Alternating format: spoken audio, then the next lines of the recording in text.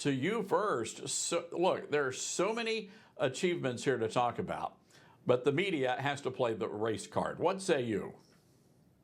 Well, I think it's all connected. Look, Artemis proves that when we invest in science, education, and innovation, American can still lead the world. The problem is we don't always have that same mindset to our domestic policy, where too often, as we all know, ideology usually comes before evidence.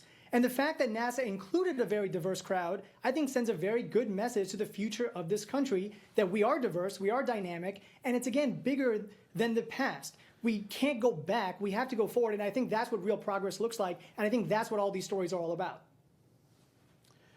Michael, is that what NASA did here? Did they just say, hey, look, guys, we got to have a black guy, we got to have a woman? Is that what they did? Or did they just pick the very best people?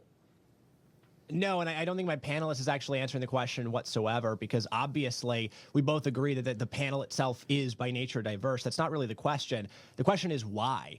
And for years, the left has shouted from the rooftops that the main reason it needs to be is for the sake of diversity, not for the sake of meritocracy. That's been an argument primarily from the right, the same argument I've made, the same argument that Charlie Kirk frequently made when it came to pilots in general.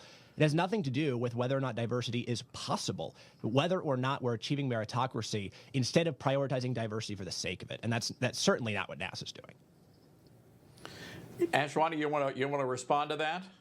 Yeah, if I could.